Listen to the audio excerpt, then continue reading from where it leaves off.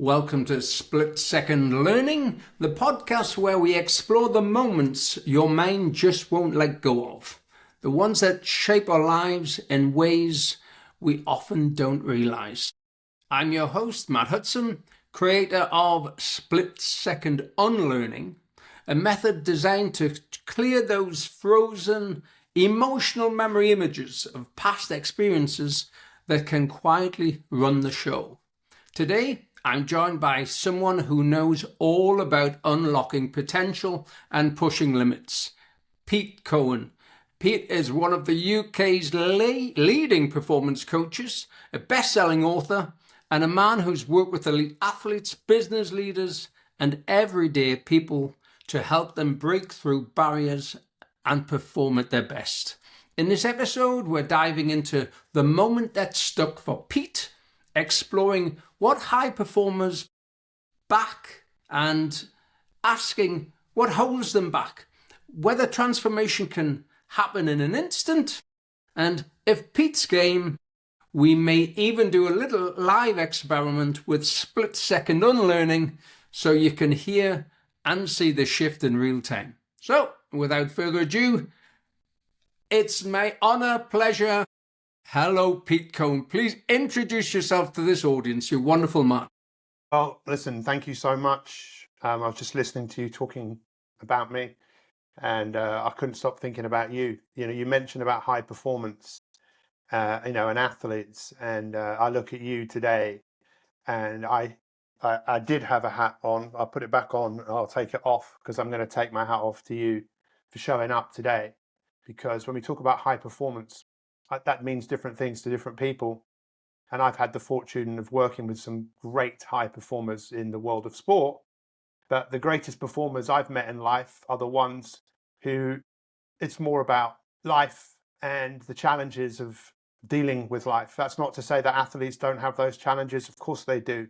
But I'm talking about people like my wife, who was a great athlete of life and had to face huge uncertainty, and you know part of that story. But the fact that you would show up today to talk to me about high performance when your wife is in a hospice and she wants you to be speaking today, and I'm honored. I'm honored that you would want to speak to me today with this going on, because you're about to enter into a new season of your life. And one thing I can say about entering into that season, it's going to be difficult. It's going to be challenging. It's going to be really hard. But you know what? I want to be there for you in that season, as other people have been there for me in the last 2 years since my wife passed away. And, life is difficult and challenging. So I know that you're interviewing me, but I know this is going to be a conversation between the two of us. Why is it so important for you today to show up and spend time with me when the circumstances that you find yourself in? It's fascinating. Where Lisa's at, we've gone quite a journey, and like yourself, we went alternative. And I had a conversation yesterday with the same doctor at the hospice, St. Cuthbert's Hospice. Wonderful. All hospices are probably wonderful, but this particular one. And I chatted with the doctor yesterday, and she said privately, I'm Lisa Shield, and she said last year she wouldn't seriously have given us a month. She says, so where Lisa's at now, she says, it's nothing short of something beyond science. And I think it's the spirit, the energy that, and I watch Hannah's journey, and that the spirit just keeps turning up. And and I think that is about why I'm here today. It's about keep turning up. The spirit is an interesting conversation, right? I mean, obviously you're emotional. Now I'm emotional, and it's like, what's going on? Which is a sign that you're alive. And spirit is something I'm really interested in, the spirit of human beings, and what happens to the spirit of someone. Where did we come from? Where are we going? And obviously this is like opening Pandora's box, because different people have different ideas around, life, spirituality, religion. And I believe that Hannah came into my life for a reason. And I choose to celebrate her life and the life that she shared with me. And I believe her spirit will be with me forever. And I choose to celebrate her, as difficult as and challenging as that is. And I just want to take a moment to celebrate you, because I think you're celebrating your wife right now by spending time talking to me. And I know that someone's going to listen to this and it's going to give them a different perspective of maybe of life, of what's important, and maybe to appreciate who they have, what they have. But I've never met your wife, but through you, I have met you. And I suppose I'm curious as to, there's lots of things I'm curious about, but I and my wife looked outside the box. So, I mean, look, what happened was, I mean, it's been my biggest awakening. It's been the hardest thing I've ever faced, but it's also been the most liberating thing. It's forced me to stop. I think in my life, I was riddled with imposter syndrome from the age of 5. I was born premature, like 6 weeks. I was in a hurry to come out. I've been in a hurry ever since. And from the age of about 5, I became difficult to handle, especially at school. And I got diagnosed with learning difficulties. This was in 1975. The teachers didn't believe in dyslexia. Sorry, the person who assessed me didn't believe in it. And then at 6, I was so difficult to handle. They moved me down a class into the class below. And I remember thinking a question that has plagued me for years, which is, what's wrong with me? Why aren't I like other people? I can't learn like other people. I felt less than. I felt, for want of a better word, discouraged. And I dealt with my discouragement by seeking attention, by seeking validation. And I've done that for most of my life. It's brought me huge amounts of what other people would see as success, in terms of books and TV and being, all the things that people think mean something. But deep down inside, I was psychologically a mess. So physiologically, I was also a mess, because I developed chronic fatigue in my early 20s, which I had for many years. I've run away from lots of things. I ran away from myself. But when I met Hannah in 2010, we were in Croatia. I was speaking at an event. You probably remember the incident where the world stopped with the ash cloud. I'm not sure, where were you? And do you remember where you were in 2010 when that happened? And did it affect your life? I was up north, so it got a little bit colder for a few days. Yeah. I mean, it was one of those stop moments that for a lot of the world, the world turned upside down. And in that stop moment, that's where, if I hadn't have had that stop, I would have come home. I wouldn't have got to know Hannah. We got together. And you know what? I was never really into commitment. Again, I was kind of one of these people that was just, not wanting to get too close to people for fear of maybe having to really face myself. But after being with Hannah for a year, she had a major seizure at my parents' house. It lasted about half an hour, rushed to hospital. And within a short period, she was diagnosed with a very aggressive brain tumor, and she wasn't given very long to live.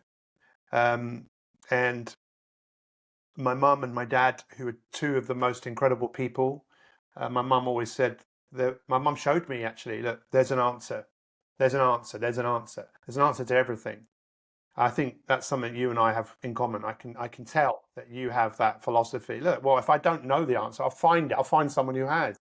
And I've dedicated my life to that. That's why I've, dedicated my life to find answers for people.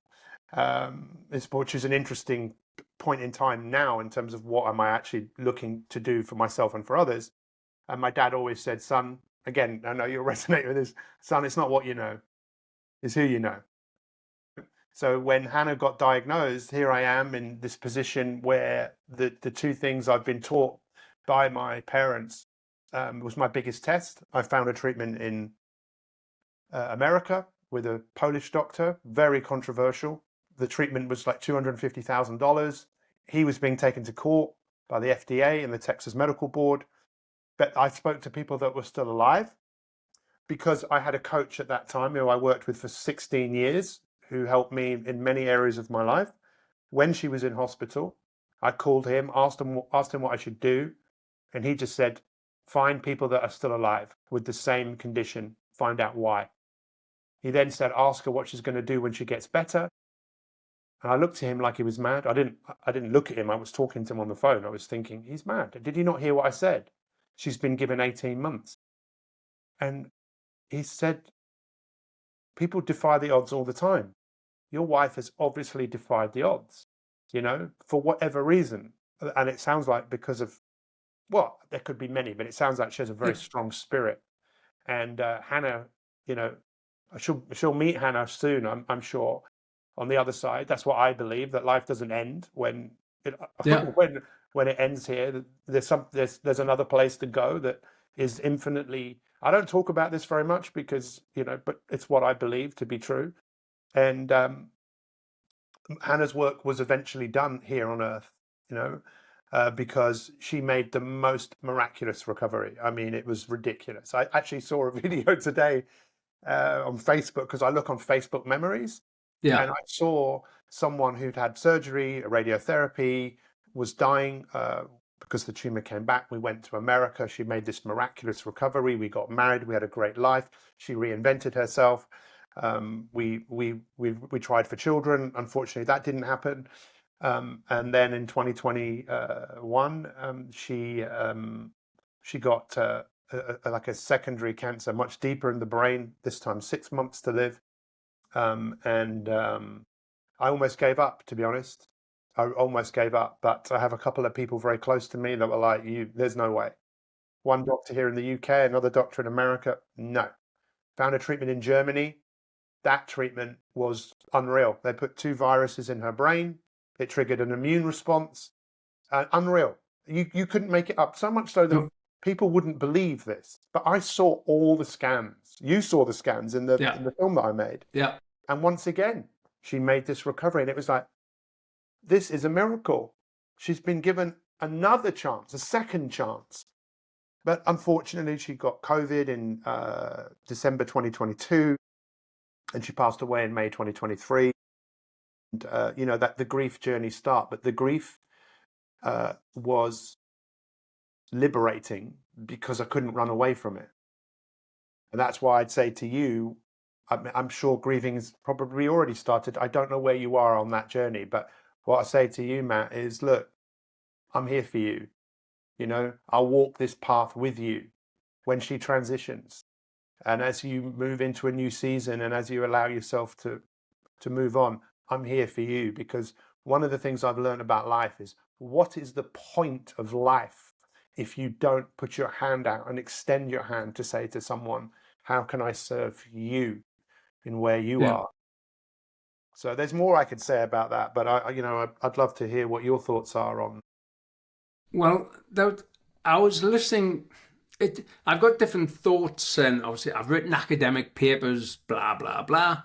But the good thing I find about writing an academic paper is it really forces you to make sure that sentence has some support to it, and I came up with a thought and I was chatting to a pal of mine just yesterday, and we're chatting about obviously Lisa and from a neurochemical side, etc., and I get it, but because you and I, we chased the chemicals to put the chemicals right, and what last night at the house is empty, silence. That was interesting. So it led me, as I walk around 5 o'clock like you do, and I was in the silence, and I thought, wow, what? And this is a question I'll put over to you in a second, but in the silence, I thought, well, continuing with the conversation yesterday, we're hunting the chemical What chemical can we put in to get rid of this disease? But if we follow neurochemistry right to the edge, all the way down that microscope, chemistry ends and physics begins. Then if you follow physics all the way down the microscope to a subatomic particle level, of which every cell is, suddenly metaphysics appears. Once you move into metaphysics, we're dealing with information. And during the night, as a piece came, and I'm going to say how it is. When Lisa is quite an introvert, and she wouldn't disagree with me for saying it. Then she likes X number of friends, and that's it. There's only so many friends allowed in her box. And what's been running through my mind is that, and the traumas of her lifetime, yeah, but her father lost his dad, and her father lost his dad at 18 years old. So her father is a wonderful gentleman, caring. However, because of the trauma he had, he's not a very tactile chap. And then I witnessed this with Lisa. If he sort of pats her. There's no hug. I'm a hugger. Yeah. And I think somewhere in that, I'm missing somewhere in that the informational stream of consciousness. There's something in that, and that's causing the emotional. And as soon as it goes emotional, obviously we're then looking at the immune response. And people, that's where my work comes in. I'm looking at these emotional memory images that happen with first-time emotional overwhelm. Yeah. It's the first-time event it gets you. So Hannah managed to pop one of these in front of you when you first met, thanks to a cloud from the skies, from the heavens. Yeah. Pop, and it was a positive one. Boom! She was all over your screen. Look, there is so much in what you just said. It's literally so much. The first thing is how much courage it takes for you to show up today. And that's what I'm just bowled over by your courage. Because the courage to acknowledge what's going on, the courage to acknowledge how you're feeling. And the more people do that, the more liberating it is, because so many people are stuck in emotion, stuck in their trauma, stuck. And the greatest liberation can often come through the darkest of times, these stop moments. And this morning when you had that stop moment and you hear the silence, allowing yourself to feel that silence as opposed to filling it I think it's a beautiful thing to do. But from a quantum physics, from I'm not an academic. I have 3 degrees. God knows how I got into university. I've got 1 O level. I have written 20 books. I love academia. I love it, but I'm not an academic. I love science. I absolutely love it. And I've learned that who I really am is my life experience and my story. My story is a story that I want to share with the world. And you've given me an opportunity to share part of that story. Hannah, in fact, today after we speak, I'm going to London. I'm actually going to meet the person who, when we were in Croatia, the world stopped, right? So we were all stuck there. There was hundreds of delegates from all over Europe, actually all over the world. And there was this Israeli guy called Ophir who lives in London. And he kept saying to me, you should get together with, he called her Hannah-Lee. And I was going, oh, Ophir, stop it, it kept going on and on and on. And I promise you, it was him kind of pushing me into it that I believe was this pivotal person that opened the door. And I said this to him not long ago. His wife is also very, very, very ill, right? And she's been on a cancer battle for a few years now. And being there for him during this vulnerable season of his life. He has an autistic son who's, I think, 18 or 19, who's very challenging. and a daughter as well, and managing, this situation is very difficult and challenging. But the reason, there's many reasons to what I'm saying, but I suppose the point I'm trying to make is the way I look at it, Matt, is we are all, this sounds very esoteric, we are all one. We're all, Yeah. there is a connection between all of us. There's not like this separation, which is obviously probably the biggest problem in the world at the moment around, them and us. And, Yeah. it's a deep conversation, right? But this kind of, look, you and I are connected, and this person came into your life, and they came into your life for, a reason, reasons. And wow, what a gift they've given you. The gift that Hannah gave me was the gift of me having to face myself, because I wasn't going to face myself in the way that I have faced myself now. And as all the great philosophers and all the great, Jung and all of the great philosophers, psychologists, it's all about face yourself, face your relationship to yourself, get to know thyself. And I've got to know myself, and I've formed a much better relationship with myself than I had when Hannah was here. I wish I could still have that relationship. I'm still in a relationship with her, even Yeah. though she's not here. And I would say to you, Matt, you're always going to be in a relationship with your wife. She's going to be with you forever, but just the relationship will change, and there'll be adjustment. But you'll find a way, because of who you are, to celebrate her, and to, when the time is right, to make your next moves on the back of this experience. Because I think that life isn't about what you achieve. I really don't. I think what you achieve is great. I think what's great about it is, what did you have to overcome?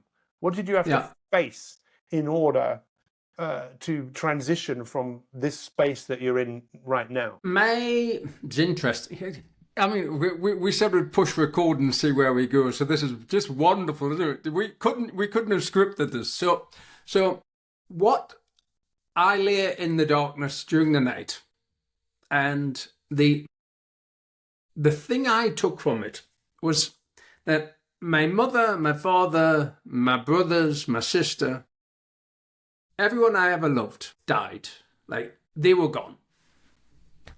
And with Lisa, I've had the opportunity to actually have that care process. And to be honest, I never thought I'd have it in me. I think it's a mad thing, because it's just thrust upon you. What do you mean? What do you mean? You never thought you'd have the opportunity to what? No, I never wanted the opportunity, but when the opportunity appeared to become a full-time carer, to care absolutely 24/7, to have no other thought than Lisa. Now, and so that's given me such an opportunity to realise I can do it. And it sounds nuts, but because I'd never experienced it, because my loved ones all were very, very good at dying when it was time. They just died. But here, I mean, it's a nutty situation. But I'm getting to explore, as you said. I'm understanding me more. Yeah, I mean, God, again, like, where do you go with what you just said? Because it's just so life-changing and life-altering. You find yourself in a situation where you get to see the essence. You get to see who you really are. And I got to see the essence of who Hannah was through, she gave me the opportunity to love her in a way that I've never loved before, and that love will never die. Now I have the opportunity to share that love that I had with her with other people, with every person I meet, whether they know me or not. It's like I'm bringing Hannah to the table, whether I even mention her name or not. But not just her. Like you, it's funny. I spoke to a person and they said, stop saying you've lost. Lost Hannah. If Hannah was alive, she would go, why are you saying I'm lost? If you keep saying that to people, they might say, when was the last time you saw her? Because that was another element of who she was, who she still is in my mind, this loving, funny, kind human being. my dad passed away in 2018. My mum passed away in 2021, and Hannah passed away in 2023. In 5 years, I was going to say I lost again. I didn't lose anything. I've gained something from their existence, and I honor their existence in every way I possibly can. And yes, it's difficult and challenging sometimes. But if they were here right now in this room, they would be asking me and, telling me, embrace this life that you have. You're still here, in this physical world. What can you do on the back of what's happened? And, you've watched the documentary that I made. And there's something else that you I don't think which will just maybe blow your mind a little bit more. Because I'd made a documentary about Hannah in 2011, I didn't make it for a documentary. I made it because this doctor in America was being taken to court, and I thought, I've got to film this, because if he gets convicted, they'll try and take her off the treatment. I want video evidence of what's going on. I'm not messing about here, right? And we had a lot of people following us as well, and I wanted to share this journey. I wanted to pave the way for other people. And I carried on filming after she recovered, filming our wedding, filming a year MRI, 2-year MRI, her reinvention of her creativity and what she was doing professionally. And then when she passed away, one morning I woke up and thought, you know what, I have got to make a documentary. I've got to piece this together. It was one of the hardest things I ever did, because I had to look in the cold light of everything and revisit every memory that really mattered that I had. I made it into a film. A good friend of mine, a TV personality, I told him about it, and he said, I'll speak to a friend of mine. That person said, you should enter it into some film festivals. And I was going, really? How do I do that? And he told me it was actually quite easy. And now it's won 10 film festivals around the world, including, in Cannes, in, Los Angeles, New York, Stockholm, Dublin. But I didn't do it to win anything. I did it because it was important for me. So what does me want to do on the back of this? And you asked me before we spoke about, what do I want to do next? I'm still working on that, because I'm still having to do some pretty authentic work on myself around my own anxiety, around a few things that there's work to do. But I want to make sure that when I do share this message with the world, which is about intention and about, I have the word tattooed on my arm, intentional thinking. Hannah's motto was just get on with it. And it, to me, is intentional thinking. And this is so deep. This is another reason why I can tell. I feel like I've met a brother in meeting you, but you don't know how I think you know how we met, but you don't know the connection back to Hannah. So I'll tell you that in a minute.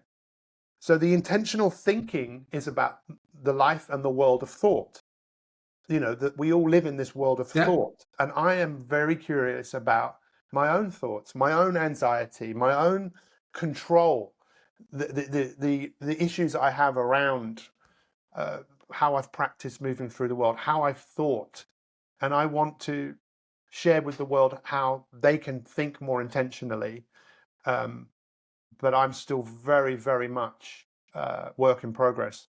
But just to loop it back to how we met. So on LinkedIn recently, Julia, who physiotherapist, who's also has a podcast, I met her because of Hannah having a brain tumor. Because through Hannah having a brain tumor, this is so random. I don't think it's random. Through Hannah having a brain tumor, when we were in America and she was having this treatment, I wanted to see a nutritionist, because nutrition is, I know it obviously with my background. I know I was a personal trainer. I've written books on weight loss, etc. And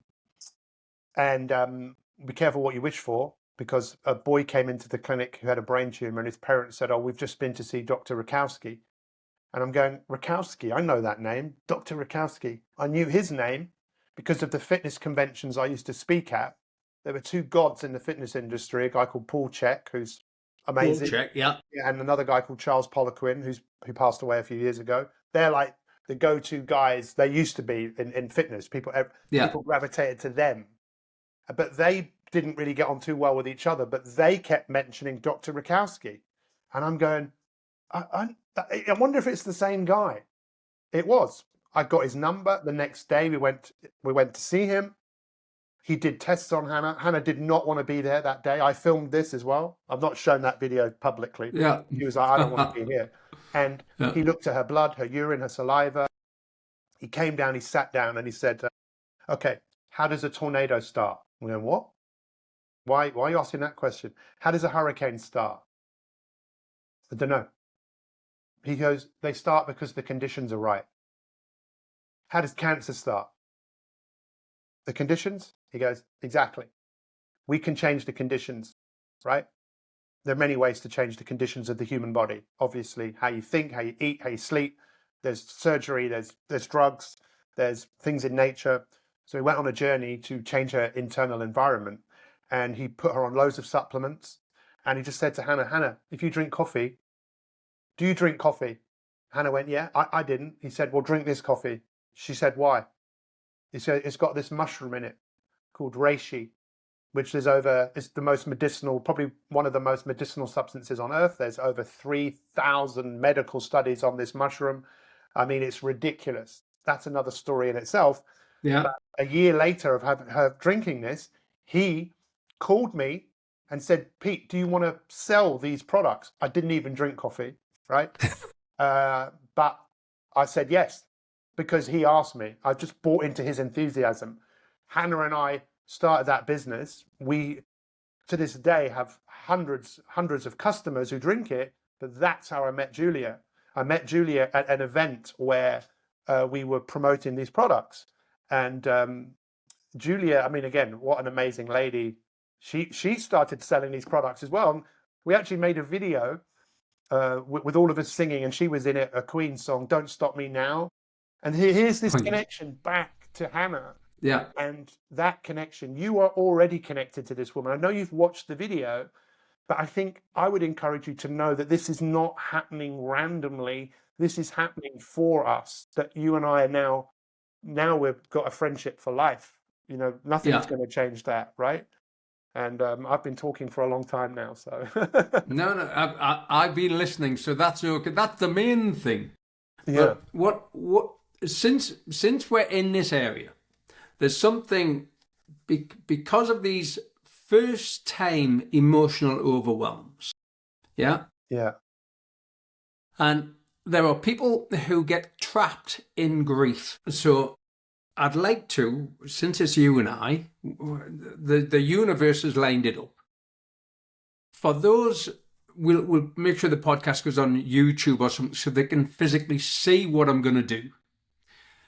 So I'll do my best to talk through it in a radio style. But basically, when we chat to somebody who's struggling with grief, like maybe 2 or 3 or 4 years out, they're still in grief. So their problem is that they're unable to let go.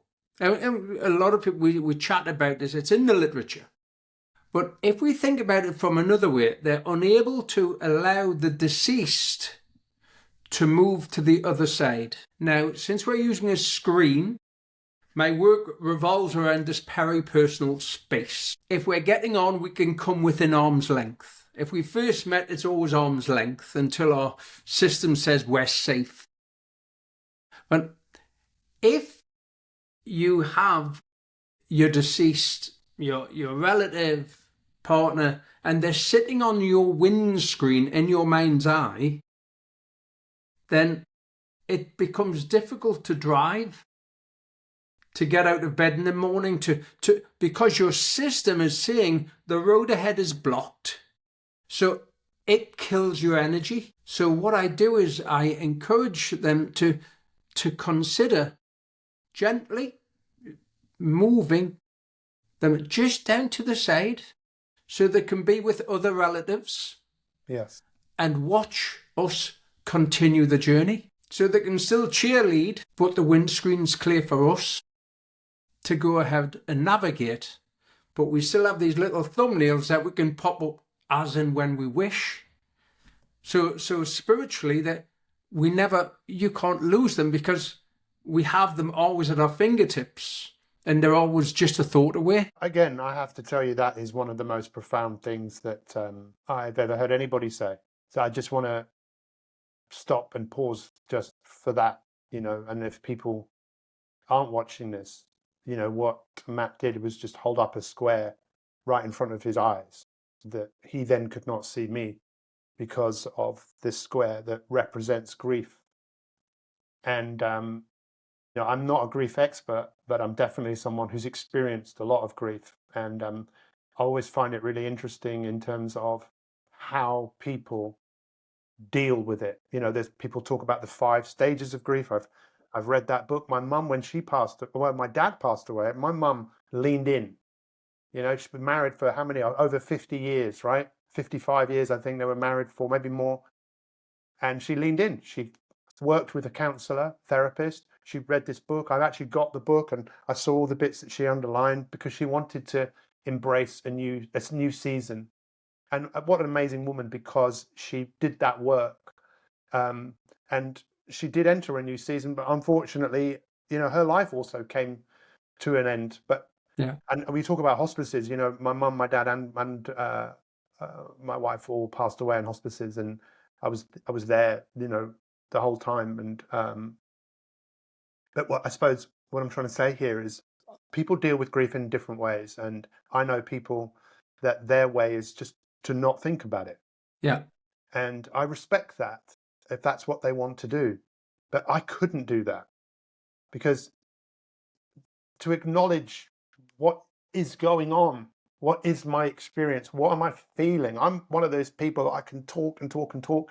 And I try and make sense of my own world by talking about how I'm thinking, how I'm feeling, and where these thoughts are coming from. And grief, to me, it came in waves. It just came in waves. I didn't really understand what was going on. But through my coach, a guy called Dr. Ray Sylvester, who I would love you to connect with. I mean, literally, he's a professor from the UK. He's a professor in the UK, one of the top business schools. We spoke nearly every day when this was all going on. And I'm so grateful to him and his faith and but he said to me, leaning into celebrating her, leaning in.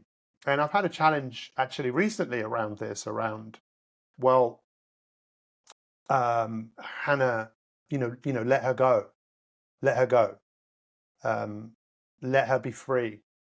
And I have let her free. In the way I look at it, she is free. In my reality, my world, she's completely free, but she's a part of me. Yeah. She will always be part of me. I can't ignore a part of me. Does that mean that it's important for me to talk about her? Yeah, of course it is. It's like whoever I meet now, it's like, this is who I am and will always be a part of me.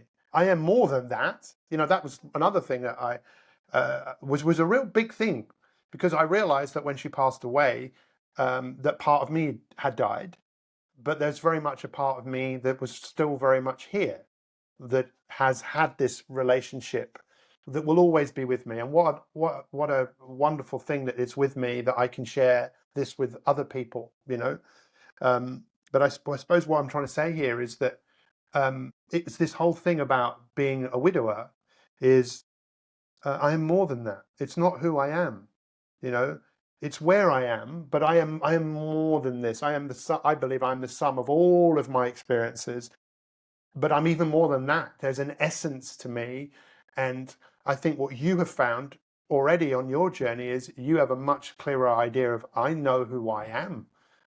Because of this. I didn't know this part of myself, but I've had to embody that part of me. And I know, and I'd love to be on that journey with you as you discover even more beautiful gifts that you have, that you want to share with the world. And this being one of them. This will be something, I promise you, this will be something I will share with so many people, and people that find themselves in this situation where they feel, whatever they might feel, that they might get some hope, they might get some solace, they might get some peace, they might want to talk to you, they might want to talk to me. We might put on events for people who want to be around people who are going through these challenges, because there's nothing better in humanity when we come together in a kind of we. as I know you're a massive sports fan like me, Muhammad Ali, the shortest poem in history at Harvard, me, we, you know, he Yeah. was one of my heroes, because he fought to liberate people. He fought to inspire people. And, that's what I live for. I live to inspire people. I just still on a journey of my own journey of grief, but also working out a little bit more of who I am. I think I know who I am, but for professionally, I think this is the work I'm working on. Who am I Yeah. professionally, and what is it I want to say? For years, and I came off social media. I post a little bit on LinkedIn now, but I was on Instagram for years, and Twitter, TikTok, Facebook, all this noise. It's like, I don't want to make any noise anymore without being much clearer around who I am and what I'm saying, how I'm saying. It's tough, but because, part of me still wants to be heard.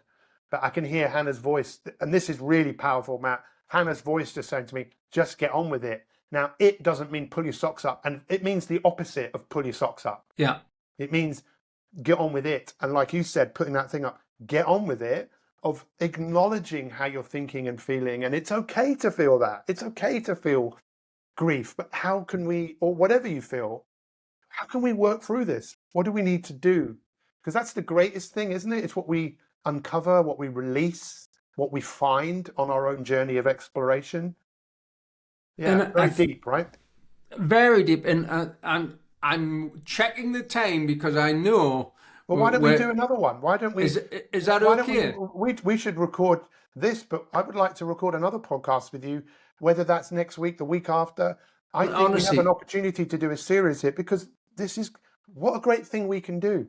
Your life is about to change, right? It is about to change. And what a thing for you to share part of that journey with other people. And if this is how we do it, or one way that we do it, why not do yeah. it? This could be part one in a series of, who knows? I don't care. Yeah. Well, there's one question I want to leave you with, Yeah. right? And we'll explore it in the next one. How about that? Yes, So we've definitely. got a cliffhanger, right? And the question is that I was able in my silence to locate that what I think is the nub in Lisa's dis-ease. And I don't use the word disease because that's a biomedical model.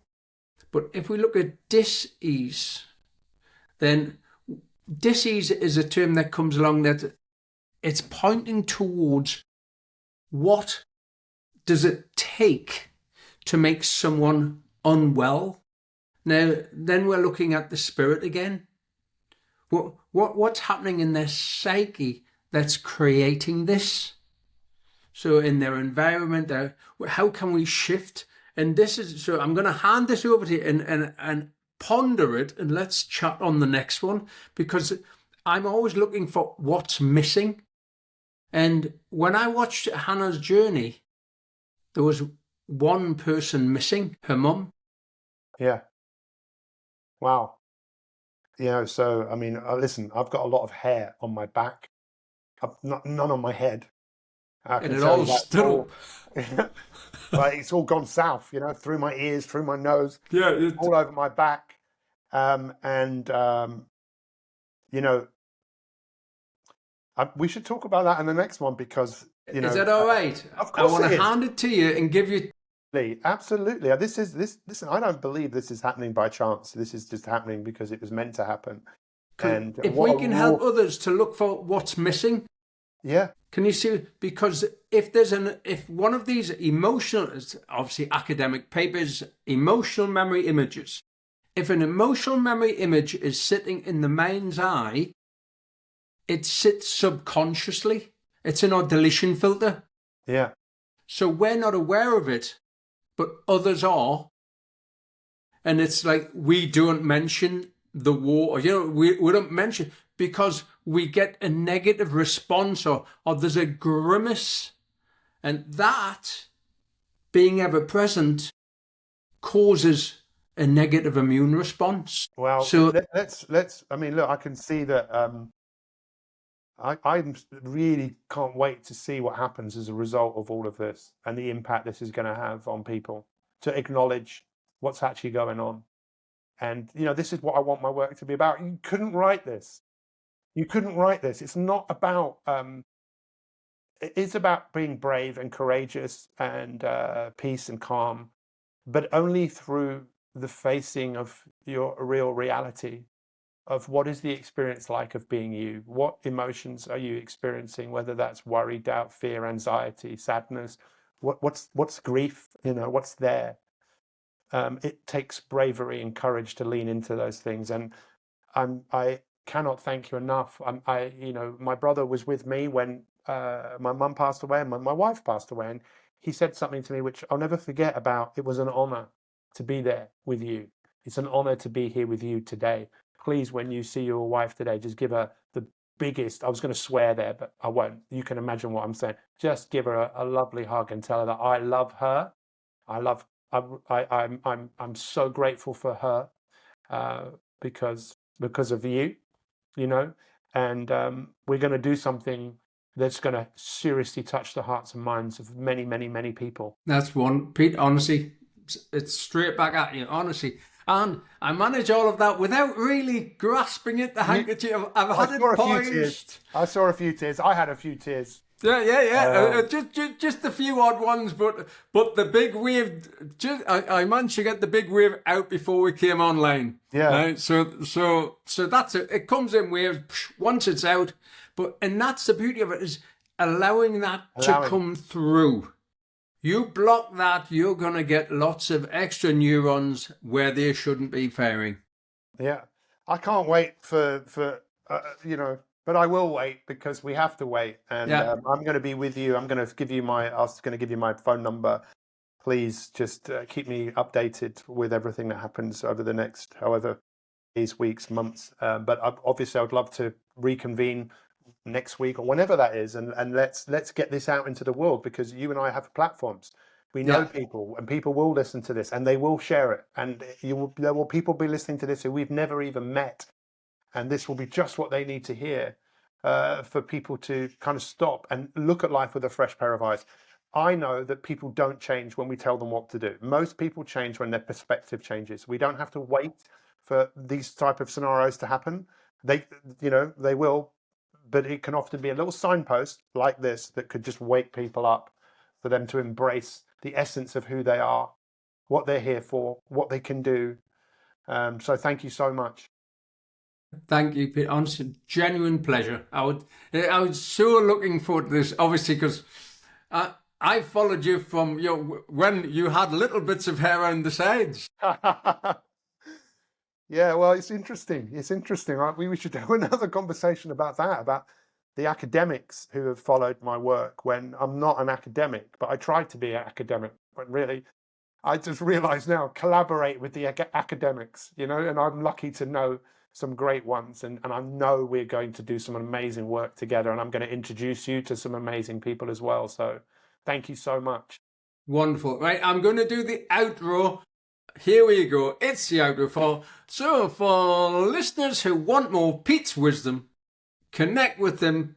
I'm going to put all of the links here. Pete, you've got your website, of course. Yeah, his books, his coaching. I'll put everything in the show notes. And if today's conversation sparks something for you, if you felt that tug of recognition that there might be a split-second moment still shaping your life, you can find out more on split-second unlearning, and we've even got an app that'll scan your eyes and interrupt it for you, called Mind Reset. That's another story, another podcast. And the beauty of that one is it's actually using Israeli technology. Our partners over there, it's absolutely amazing.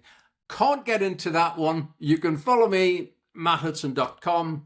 And this was Split Second Learning. Wow.